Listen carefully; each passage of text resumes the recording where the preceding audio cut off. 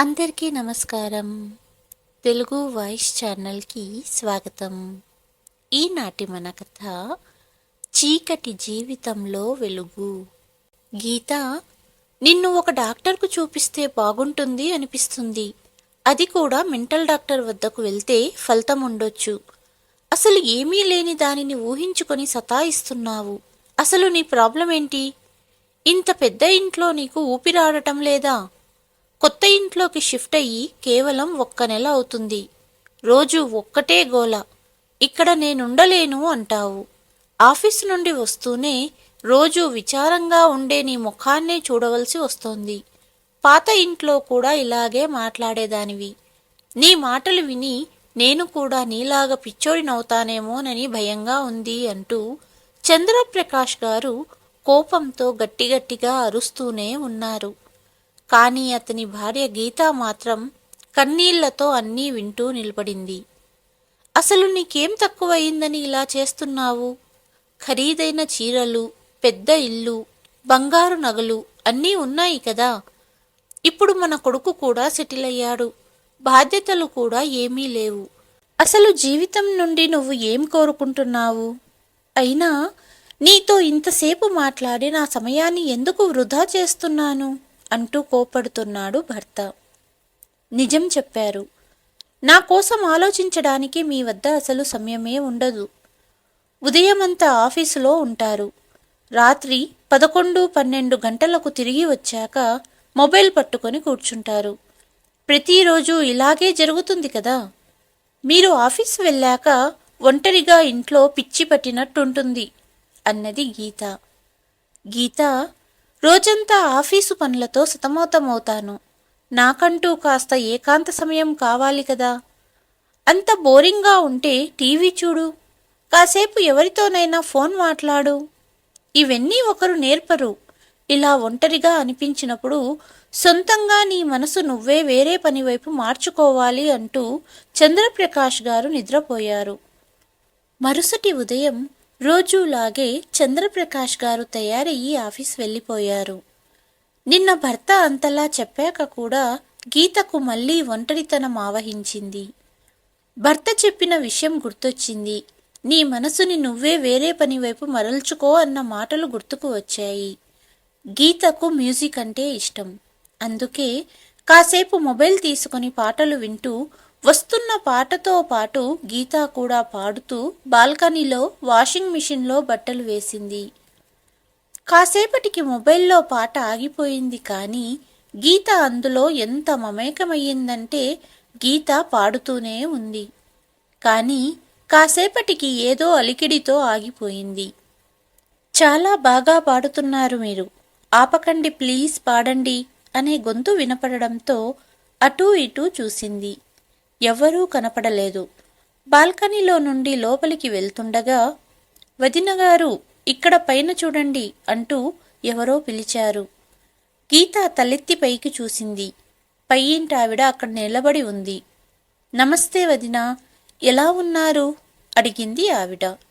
సమాధానమేమీ చెప్పకుండా కొత్త వాళ్లను చూస్తున్నట్టు చూస్తూ గీత చిరునవ్వు నవ్వింది. కానీ పరిచయం పెంచుకోవాలని గీతను ఆవిడ మళ్ళీ ఇంకో ప్రశ్న అడిగింది. మీ పేరేంటి? ఎక్కడి నుండొచ్చారు? అన్నయ్య ఏ పని చేస్తారు? ఇంకా ఏవో కొన్ని ప్రశ్నలు అడిగింది. ఆ తర్వాత నా పేరు కవిత. మీకంటే ముందు ఈ ఇంట్లో ఉన్న ఫ్యామిలీ, మా ఫ్యామిలీ చాలా క్లోజ్గా ఉండేవాళ్ళం. మీరు వచ్చినప్పటి నుండి వెయిట్ చేస్తున్నాను, మీరు ఇంటి నుండి బయటికి వస్తే మాట్లాడదామని. కానీ మీరసలు బయటే కనపడరు. అస్తమాను 4 గోడల మధ్య బోర్ కొట్టదా మీకు? ఎప్పుడన్నా టైం ఉంటే ఇంటికి రండి అన్నది ఆవిడ. వీల్ చేసుకుని తప్పకుండా వస్తాను. నా పేరు గీత అనింది గీత. అది సరి, కానీ సాయంత్రం మీరు ఫ్రీగా ఉన్నారా అడిగింది పైయింటావిడ. ఇంట్లోనే ఉంటాను కవిత సమాధానమిచ్చింది గీత. గీత కంటే కవిత చిన్నది, అందుకే వదిన అని పిలుస్తుంది. అయితే ఈరోజు మా ఇంట్లో కిట్టి పార్టీ ఉంది. దాదాపు అందరూ ఒకే వయసు వాళ్ళు. మీరు ఫ్రీగా ఉంటే మాతో జాయిన్ అవ్వండి. దాదాపు సొసైటీలో ఉన్న ఆడవాళ్ళందరితో పరిచయం అవుతుంది అన్నది కవిత. కిట్టి పార్టీ పేరు వినగానే గీత ఆలోచనలో పడింది. నా భర్తకు కిట్టి పార్టీలంటే అస్సలు ఇష్టం ఉండదు. ఇలాంటి పార్టీలలో వెళ్ళడం, అనవసర విషయాల్లో తలదూర్చడం మంచిది కాదు. ఇంట్లోనే ఉండు అంటారు. ఇప్పుడు తనని కాదని పార్టీకి ఎలా వెళ్ళగలను అంటూ ఆలోచిస్తున్న గీతతో, అంత ఆలోచించనవసరం లేదండి, మాతో పార్టీలో జాయిన్ అవ్వండి, మేమంతా బాగా ఎంజాయ్ చేస్తాము, మీకు కూడా బాగుంటుంది, మీకోసం వెయిట్ చేస్తుంటాను అన్నది కవిత. ఆ సమయంలో కవితతో రాలేనని చెప్పలేకపోయింది గీత. అందుకే చిరునవ్వుతో అంగీకరించింది. నిజానికి గీతకు కూడా మనసులో వెళ్ళాలని చాలా ఉంది. కానీ భర్త కోప్పడతాడని వెళ్ళడం క్యాన్సిల్ చేసుకుంది గీత. రోజులు గడుస్తున్నాయి. ఒకనాడు ఉదయం గీత ఇంటి బెల్లు మోగింది. తలుపు తెరవగానే ఎదురుగా కవిత నిలబడి ఉంది. నువ్వా కవిత? మొహంపై చిరునవ్వుతో పలకరించింది గీత. వదినా, మీతో మాట్లాడాలని వచ్చాను. ఆ రోజు పార్టీకి ఎందుకు రాలేదు? రోజంతా ఇంట్లో ఎలా ఉండగలరు మీరు? 4-5 రోజులకే ఒకే చోట ఉన్న నీళ్లు కూడా వాసన వస్తాయి. అలాంటిది మీరు ఇంట్లోనే ఎలా ఉండగలరు? మీ పక్కింట్లో ఉండే శోభను అడిగాను నేను. తను కూడా మీరెప్పుడూ ఇంటి నుండి బయటికి రారని చెప్పింది. ఎందుకని మీరు ఎవ్వరితో మాట్లాడడానికి ఇష్టపడరు? అడిగింది కవిత. ఒక స్నేహితురాలిగా కవిత మాట్లాడడం గీతకు చాలా నచ్చింది. కానీ గీత కళ్ళ నుండి కన్నీళ్లు వస్తున్నాయి. నిజమే కదా, ఒకే చోట ఉండే నీళ్లు వాసన వస్తాయి. నా పరిస్థితి కూడా అంతే కదా. పెద్ద వ్యత్యాసం లేదు అనుకుంటూ కళ్ళ నుండి వస్తున్న నీటిని తుడుచుకుంటుంది గీత. ఇదేంటి, ఏడుస్తున్నారా? అడిగింది కవిత. లేదు లేదు, ఏవో జరిగిపోయిన మాటలు గుర్తుకు వచ్చాయి అన్నది గీత. సరేలేండి, ఒక్కోసారి మనసులో బాధను కన్నీళ్ల రూపంలో బయటపడితే మనసు కుదుట పడుతుంది. సరే కాని లోపలికి పిలవరా? అడిగింది కవిత. అయ్యో, లోపలికి రా కవిత అంటూ ఆహ్వానించింది గీత. లోపలికి వస్తూ, ఈ ఇల్లు మీకు కొత్తేమో కానీ మీకంటే ముందు ఈ ఇంట్లో ఉండే ఆవిడ నాకు మంచి స్నేహితురాలు. ఎందుకు ఇల్లు ఇలా పెట్టుకున్నారు? కిటికీల కర్టెన్స్, తలుపులు ఎందుకు తెరవలేదు? ఇల్లంతా చీకటిగా ఉండడం గమనించి కవిత అడిగింది. అదేంటంటే మా వారికి తలుపులు, కిటికీలు తెరవడం ఇష్టముండదు అన్నది గీత. అవునా? మీరు నలుగురితో కలవడం, మాట్లాడడం కూడా నచ్చదా మీ వారికి? అందుకే మీరు కిట్టి పార్టీకి రాలేదా? అడిగింది కవిత. అవును, నేను ఇలా పార్టీలకు వెళ్ళడం మా వారికి నచ్చదు అన్నది గీత. మీ పిల్లలు? అడిగింది కవిత. నాకు ఒక కొడుకు ఉన్నాడు. కొద్ది నెలల క్రితమే వివాహం జరిగింది. అయితే బాధ్యతలు కూడా అయిపోయాయి. మరి ఎందుకంత విచారంగా ఉన్నారు? కోడలితో ఏదన్నా గొడవ? అడిగింది కవిత. లేదు, నా కొడుకు కోడలు బెంగుళూరులో ఉంటారు. ఇంట్లో కొడుకు కోడలు కూడా ఉండరు. ఇక ఇంట్లో గొడవలే రావు కదా. కోడలిని మీరు వెతికారా లేక అన్నయ్య వెతికారా? కవిత అడిగింది. వాళ్ళిద్దరూ ఒకరినొకరు ఇష్టపడ్డారు అనింది గీత. నిజం చెప్పాలంటే ఇది కూడా ఒక రకంగా మంచిదే. లేకపోతే పిల్లలకు నచ్చిన సంబంధాలు తీసుకురావడం చాలా కష్టమవుతుంది. సరే వదినా, ఈరోజు ఇంట్లో బంగాళాదుంప కూర చేశాను, మీకోసం కాస్త తీసుకొచ్చాను అంటూ, ఇంతకీ మీరేం వండారు? అడిగింది కవిత. ఈరోజు నేనేమీ వండలేదు అన్నది గీత. ఉదయం నుండి ఏమీ తినలేదా? ఆశ్చర్యంగా అడిగింది. అయితే ముందు వంటింట్లోకి వెళ్దాం పదండి, చపాతీ వండుకొని ఇద్దరము కలిసి తిందాము అంటూ కవిత వంటగదిలోకి వెళ్ళింది. కాసేపటికి ఇద్దరూ కలిసి చపాతీ, బంగాళాదుంప కర్రీ తిన్నారు. అంతలో గీత టీ తీసుకొచ్చింది. టీ తాగుతూ కవిత అడిగింది. వదినా, మీరెందుకు ఇలా విచారంగా ఉంటారు? కొత్త ఇంటికి మారినప్పుడు ఇలా కాస్త విచారంగా ఉండడం మామూలే. కానీ మరీ వండటం తినడం కూడా మానేస్తే ఎలా? అంటూ కవిత తలుపులు కిటికీలు తెరిచింది. ఆ రోజు మీరు పాడిన పాట విన్నాను. మీ గొంతు చాలా బాగుంది. మీరు సంగీతం నేర్చుకున్నారా? అడిగింది కవిత. మా తాతయ్య గారు సంగీత విద్వాంసులు. తాతయ్యని చూసి సంగీతం నేర్చుకున్నాను అని సంగీతం గురించి చెబుతున్నప్పుడు గీత ముఖంలో ఆనందాన్ని కవిత గమనించింది. సంగీతం నేర్చుకోవడం అనేది గొప్ప వరం. మీరు సొసైటీలో పిల్లలకు నేర్పొచ్చు కదా, మీకు కూడా కాస్త బావుంటుంది అడిగింది కవిత. పెళ్లికి ముందు కాలేజీలో సంగీతం టీచర్గా కొన్నాళ్ళు పనిచేశాను. కానీ పెళ్ళయ్యాక అన్నీ వదిలేశాను. అత్తయ్య మామయ్యలకు నేను ఉద్యోగం చేయడం ఇష్టం లేదు. మా వారికి నేను నలుగురిలోకి వెళ్ళి పనిచేయడం అస్సలు ఇష్టం లేదు. అందుకే నా ఇష్టాన్ని వదిలేశాను. ఎప్పుడన్నా గుర్తొచ్చినప్పుడు ఇంట్లో ఎవ్వరూ లేని సమయంలో పాడుతూ ఉంటాను. కానీ ఈ వయసులో జీవితం ఖాళీగా అనిపిస్తుంది. బ్రతికి ఏం సాధించేది ఉంది అనిపిస్తుంది. ఈ ఒంటరితనం భరించలేక చచ్చిపోవాలనే ఆలోచనలు ఎక్కువయ్యాయి అని చెబుతూ గీత ఏడవడం మొదలుపెట్టింది. గీత మాటలు విని కవిత కంగారు పడిపోయింది. ఏమన్నారు? చచ్చిపోవాలనుందా? ఏమైంది మీకు? గట్టిగా అడిగింది కవిత. చాలాసేపటి నుండి గీత కళ్ళల్లో ఆగిన కన్నీళ్లు ఒక్కసారిగా బయటికి వచ్చాయి. వెక్కి వెక్కి ఏడుస్తున్న గీతను కవిత సముదాయించింది. ఇలాంటి పని చేసి ఎవరిని శిక్షిద్దామనుకున్నారు? మీరు ఈ లోకం నుండి వెళ్ళిపోయాక మీకోసమే ఏడుస్తూ కూర్చుంటుందా ఈ లోకం? జీవితంలో ఒంటరితనం ఆవహించినట్లయితే చచ్చిపోవడం ఒక్కటే మీకున్న దారి అనుకుంటున్నారా? భర్త, కొడుకు, కోడలు కాకుండా ప్రపంచంలో చాలా ఉన్నాయి మీకోసం. మొదటగా మీ అభిరుచులకు వాల్యూ ఇవ్వండి. మీ అత్తగారింటి వాళ్లకు మీ సంగీతం పట్ల అయిష్టత ఉన్నప్పుడు మీరు మీ జీవితం నుండే ఇష్టమైన సంగీతాన్ని తీసేశారా? మీ భర్తకు మీరు నలుగురిలోకి వెళ్ళి పనిచేయడం ఇష్టం లేదని ఇంట్లో 4 గోడల మధ్యలోనే ఉండిపోయారా? మీ భర్తకు కిటికీ తలుపులు తెరవడం ఇష్టం లేదని ఈ చీకటి ప్రపంచానికే అలవాటు పడ్డారా? మీ వారికి ఇష్టం లేదని మీ ఇష్టాలను అన్నీ వదులుకున్నారా? ఏ, మీకంటూ ఒక జీవితం ఉంది కదా, ఎందుకింతగా వేరే వాళ్ళ మాటలను వింటారు? అందువలన చివరికి చావడానికి తయారయ్యారా? కవిత మాటలకి గీత ఇలా అన్నది. పెళ్ళైనప్పటి నుండి ఇలాగే బ్రతుకుతున్నాను. కొడుకు ఇంట్లో ఉన్నప్పుడు ఎలాగోలా జీవితాన్ని గడిపేశాను. నాకిష్టమైన అమ్మాయిని కోడలిగా తెచ్చుకుంటే కనీసం తనతో బాధను పంచుకుందామనుకున్నాను. కానీ కొడుకు ప్రేమ పెళ్లితో ఆ కోరిక కూడా తీర్చుకోలేకపోయాను అన్నది గీత. మీ కొడుకు చేసింది చాలా మంచి పని. తన ఇష్టప్రకారం పెళ్లి చేసుకున్నాడు కదా. లేదంటే 25 సంవత్సరాల తర్వాత తనకు ఇష్టమైన అమ్మాయిని పెళ్లి చేసుకోలేదని బాధపడమంటారా? లేదా తను మీలాగే ఇలాంటి ఆలోచనలతో బ్రతకమంటారా? అనింది కవిత. లేదు లేదు, భగవంతుడు నా ఆయుష్ కూడా నా కొడుకుకే ఇవ్వాలి అనింది గీత.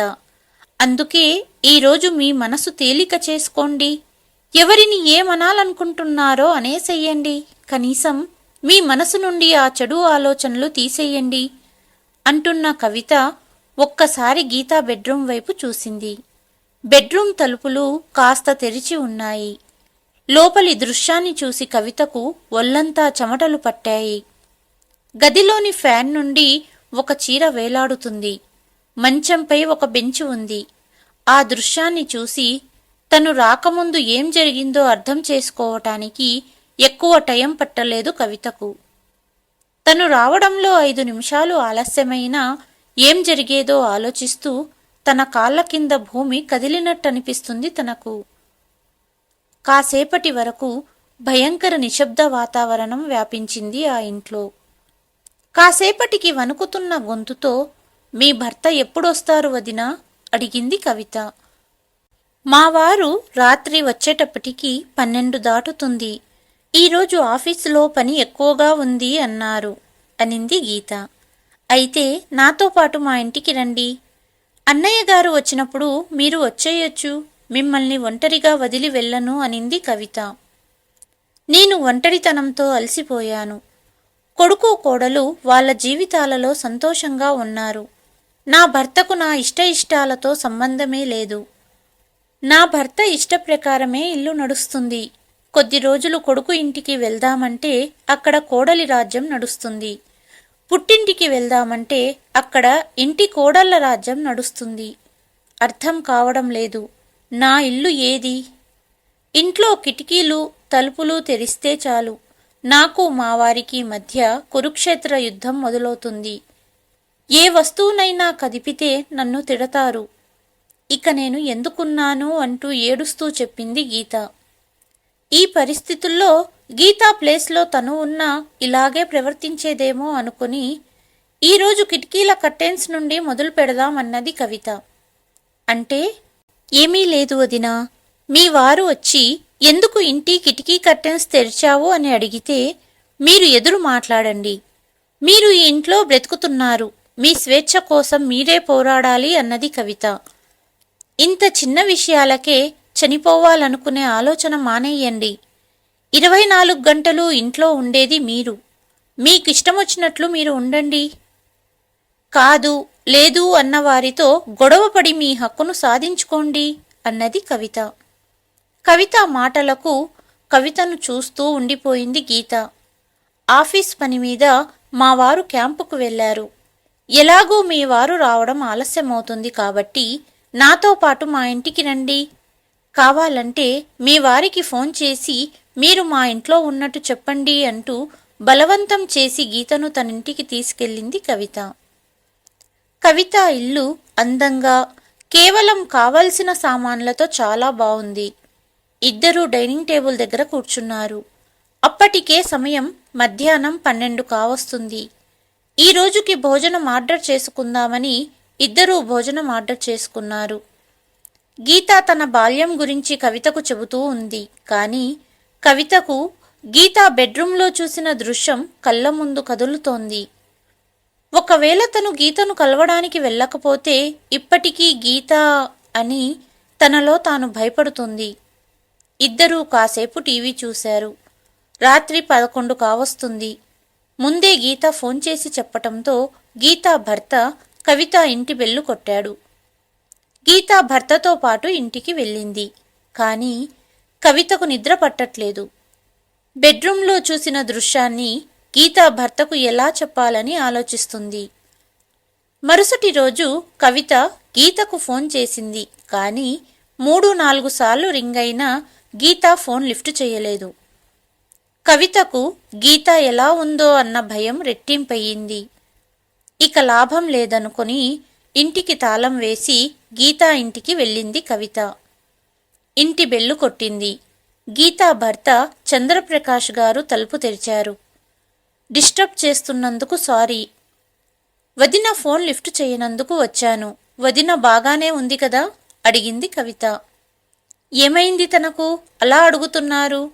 నిన్న రాత్రి సరిగ్గా నిద్రపోలేదు గీత, అందుకే నిద్ర మాత్రలు వేసుకొని పడుకుంది అన్నారు చంద్రప్రకాష్ గారు. హమ్మయ్యా అనుకున్న కవిత వదిన గురించి మీతో ఒక విషయం చెప్పాలి అనింది. కవిత మాటలకు చంద్రప్రకాష్ గారు ప్రశ్నార్థకంగా చూశారు. అప్పుడు కవిత నిన్న జరిగిన విషయం అలాగే గీత తనతో చెప్పిన విషయాలన్నీ చెప్పింది. కవిత మాటలు విని చంద్రప్రకాష్ కంగారు పడ్డారు. మీరు ఇంట్లోకి వచ్చినప్పుడు మీ బెడ్రూంలో ఫ్యాన్కు చీర వేలాడుతుండడం గమనించలేదా అడిగింది కవిత. మొదటగా గీత గదిలోకి వెళ్ళింది. కానీ బెంచ్ మంచంపై ఉండడం చూశాను. బెంచ్ ఎందుకు పెట్టావు బెడ్ మీద అని అడిగాను. పైన అల్మారా నుండి సామాను తీసుకోవడానికి అనింది గీత. కానీ నాకు కూడా డౌట్ వచ్చింది, అల్మారా తెరవడానికి బెంచ్ ఎందుకు బెడ్ మీద పెట్టిందా అని. దేవుడా, అసలు గీత ఎందుకిలా చేసింది అంటూ అక్కడే ఉన్న సోఫాపై కూర్చొని బాధపడ్డారు చంద్రప్రకాష్ గారు. ఆ పరిస్థితుల్లో అతన్ని చూసి కవిత వేరేగా అనుకోనంటే ఒక మాట చెప్తాను. వదిన గారిని తనకు ఇష్టమైనట్టు బతకనివ్వండి, తనకు ఎలా ఉండాలనుకుంటే అలా ఉండనివ్వండి అనింది. కానీ తనకు ఎటువంటి ఇబ్బంది కలగకూడదని అన్నీ తెచ్చి పెడతాను. ఖరీదైన చీరలు, బంగారు నగలు, ఇంటి సామాను, మొత్తం తెచ్చి పెడతాను, కానీ అంటూ ఆగిపోయారు చంద్రప్రకాష్ గారు. కవిత ఇంట్లోని కిటికీల వైపు చూసి, ఈ కర్టెన్లు నేనే నిన్న ఓపెన్ చేశాను, మీరు ఎందుకు మూశారు అడిగింది కవిత. కర్టెన్ తెరవడం వలన ఇల్లంతా బయటి వాళ్లకు కనిపిస్తుంది, అందుకే అన్నారు చంద్రప్రకాష్ గారు. మీరు అర్థం చేసుకోవట్లేదు. మీ భార్యకు ఈ ఇంట్లో ఊపిరాడడం లేదు. ఆవిడ ఇంకా సజీవంగా ఉంది. నిద్ర మాత్రలు ఇవ్వడం కాదు, తనను స్వేచ్ఛగా తన ఇంట్లో బ్రతకనివ్వండి. తను అందులోనే ఆనందంగా ఉంటుంది. మీ ఖరీదైన కానుకలతో ఆవిడ సంతోషంగా ఉండట్లేదు. మీ భార్యకు యజమానిలా ఆర్డర్ వేయడం కాదు, ఒక స్నేహితుడిగా తన బాధను అర్థం చేసుకోవడానికి ప్రయత్నించండి. ఒక ఆడదానిగా వదిన బాధను అర్థం చేసుకున్నాను కాబట్టే మీతో చెబుతున్నాను. తరువాత మీ ఇష్టమని తన ఇంటికి వెళ్ళిపోయింది కవిత. ఇంటికి వెళ్ళి గీత ఆలోచనలో ఉన్న కవితకు భర్త ఫోన్ చేశాడు. 2 రోజుల నుండి జరిగినదంతా భర్తకు వివరించింది కవిత. చాలా మంచి పని చేశావు కవిత. నువ్వు అతనికి విషయం చెప్పేశావు. ఇంకా ఎక్కువగా ఆలోచించకు. ఇక అతను చూసుకుంటాడు. నువ్వు జాగ్రత్తగా ఉండు అన్నాడు కవిత భర్త. సరే అంటూ ఫోన్ పెట్టేసింది కవిత. అంతలోనే ఫోన్ రింగ్ అయ్యింది. చంద్రప్రకాష్ గారు ఫోన్ చేశారు. నా భార్య గురించి ఇంతలా ఆలోచిస్తున్న మీకు చాలా థ్యాంక్స్. ఒక చిన్న హెల్ప్ చేస్తారా అడిగారు చంద్రప్రకాష్ గారు. తప్పకుండా చేస్తాను, చెప్పండి అనింది కవిత. ఈరోజు గీతతో పాటు ఉంటారా? తనను ఒంటరిగా వదలలేను అంటూ చంద్రప్రకాష్ గొంతు తడబడింది. మీరు ఇంతగా అడగాలా? ఆఫీసు వెళ్ళేటప్పుడు వదినను మా ఇంటికి పంపండి అనింది కవిత. తను నిద్ర లేచాక పంపిస్తాను అన్నారు చంద్రప్రకాష్ గారు. కాసేపటికి గీత కవిత ఇంటికి వచ్చింది. వదినా రండి అంటూ కవిత లోనికి పిలిచింది. కవిత ఎంత సంతోషంగా ఉందో. నేను నిద్ర లేచేటప్పటికే మా వారు టిఫిన్ వండారు, ఇద్దరం కలిసి తిన్నాము అంటూ సంతోషంగా చెప్పింది గీత. అంతలో కవిత టీ తీసుకుని వచ్చింది. ఇద్దరూ కలిసి టీ తాగుతున్నారు. మీ ఇల్లు చాలా అందంగా సర్దుకున్నావు కవిత. మా ఇంట్లో పనికిరాని సామాను చాలా ఉంది, అందుకే ఇంటిని అందంగా సర్దుకోలేకపోతున్నాను అనింది గీత. అవునా వదినా, ఇందులో ఏముంది, మీ ఇంటిని సర్దేద్దాము. పాత సామానంతా పేదవాళ్ళకిచ్చేద్దాము, కొత్తవి కొందాము. నేను మీకు సహాయం చేస్తాను. రేపు పని మొదలు పెడదాము అనింది కవిత. అయ్యో, రేపు మా వారు 5 రోజులకు క్యాంప్ వెళ్తున్నారు. నన్ను తనతో రమ్మన్నారు అనింది గీత. మీ వారు ఆఫీస్ పని మీద వెళ్తున్నారు. మీరెళ్ళి ఏం చేస్తారు వదినా అనింది కవిత. నిజమే, నాకు వెళ్ళాలని లేదు, కానీ ఏంటి వదినా? ఇక్కడే ఉండండి. మావారు క్యాంపు నుండి రావడానికి వారం పడుతుంది. ఇద్దరం కలిసి ఎంజాయ్ చేద్దాం. ఒకసారి అన్నయ్యతో మాట్లాడి చూడండి అన్నది కవిత. సరే అని మరుసటి రోజు చంద్రప్రకాష్ గారితో మాట్లాడింది గీత. నీ ఇష్టం గీత, నీకెలా ఉండాలంటే అలా ఉండు అంటూ కొంత డబ్బు గీతకు ఇచ్చి వెళ్ళిపోయారు చంద్రప్రకాష్ గారు. ఇద్దరూ కలిసి ఇల్లంతా సర్దడం మొదలుపెట్టారు. పాత సామానులు, పాత బట్టలు అన్నీ పేదవాళ్లకు ఇచ్చేశారు. ఒకవేళ మా వారికి తెలియకుండా ఇవన్నీ పడేస్తే తను క్యాంపు నుండి వచ్చాక గొడవ పడతారేమో అనింది గీత. వదినా, పాత సామానులన్నీ తీసేయడానికి కూడా భయపడితే ఎలా? ఇది మీ ఇల్లు. ఇంటి యజమానురాలివి నువ్వు. నీ ఇష్టం వచ్చినట్టు ఇంటిని సర్దుకో అనింది కవిత. మొదట్లో అత్తగారి మాటే చెల్లేది, ఇప్పుడు మా వారి మాట ప్రకారమే నడుస్తుంది. నేను ఇంకో జన్మ ఎత్తాలేమో నీలాగా బ్రతకాలంటే అనింది గీత. ఇక ఇప్పటి నుండి అన్నయ్య గారిని తన ఆఫీస్ పనులే చూసుకోమనండి. ఇంటి వ్యవహారాలు మీరే చూసుకోండి. అన్నయ్య గొడవ పడితే నేను సామానంతా మార్చమన్నానని నా పేరు చెప్పండి అనింది కవిత. సరే అని ఇద్దరూ కలిసి ఇంట్లో పాత సామానంతా తీసేశారు. చంద్రప్రకాష్ ఇచ్చిన డబ్బులతో కొత్త కర్టెన్, డైనింగ్ టేబుల్, కొత్త ఫ్లవర్ వేజెస్, ఇంటికి కావలసిన సామాన్లు అన్నీ కొన్నారు. ఇల్లంతా తనకు ఇష్టమైనదిగా సర్దుకుంది గీత. మిగిలిన డబ్బుతో షాపింగ్ చేసింది. తనకు ఇష్టమైన బట్టలు కొనింది గీత. తనకు ఇష్టమైనట్టు ఇల్లు సర్దుకుంది. కానీ ఎక్కడో మనసులో ఒక మూలన భర్త వచ్చాక కోపడతాడేమో అని భయంగా ఉంది. 5 రోజులు గడిచాయి. ఒకనాడు సాయంత్రం కవిత, గీత కలిసి గీత ఇంట్లో మాట్లాడుతుండగా చంద్రప్రకాష్ గారు క్యాంపు నుండి తిరిగి వచ్చారు. ఇంటి బెల్లు కొట్టారు. గీత వెళ్ళి తలుపు తెరిచింది. సంతోషకరంగా ఉన్న భార్యను చూస్తూనే చంద్రప్రకాష్ గారు చాలా ఆనందించారు. ఇల్లంతా కొత్త సామానులతో సర్ది ఉంది. ఇంటిని చూసిన తను, ఈ చిన్న చిన్న ఆనందాలనే కదా నా భార్య కోరుకున్నది. అలాగే తను కాస్త స్వేచ్ఛగా ఉండాలనుకుంది. ఈ చిన్న విషయం అర్థం చేసుకోలేకపోయానే అనుకున్నారు మనసులో. గీత, ఇంటిని చాలా బాగా సర్దావు అన్న భర్త మాటలకు సంతోషపడింది గీత. నీకోసం చిన్న గిఫ్ట్ అంటూ ఒక బాక్స్ ఇచ్చారు. గిఫ్టా? ఏముంది ఇందులో అనింది గీత. ఓపెన్ చెయ్యి అన్నారు చంద్రప్రకాష్ గారు. బాక్స్ ఓపెన్ చేసిన గీతకు కళ్ళు చెమర్చాయి. అందులో హార్మోనియం ఉంది. వెంటనే భర్తను హత్తుకొని ఆనంద బాష్పాలు కార్చింది. గీత వెనకాలే నిలబడిన కవితను చూస్తూ 2 చేతులు జోడించి తన భార్య చీకటి జీవితంలో వెలుగులు నింపిన కవితకు కృతజ్ఞతలు తెలుపుకున్నారు చంద్రప్రకాష్ గారు. ప్రతి ఇంట్లో జరిగే సన్నివేశాన్ని కథ రూపంలో మీ ముందుకు తీసుకువచ్చాను. కథ అందరికీ నచ్చిందని భావిస్తున్నాను. కథ నచ్చినట్లయితే తప్పకుండా మీ అభిప్రాయాన్ని కామెంట్ రూపంలో తెలియచేయండి. కథ కనుక నచ్చినట్లయితే please like, share and subscribe to Telugu voice. మరి ఒక కథతో మళ్ళీ మీ ముందుకు వస్తాను. అంతవరకు సెలవు.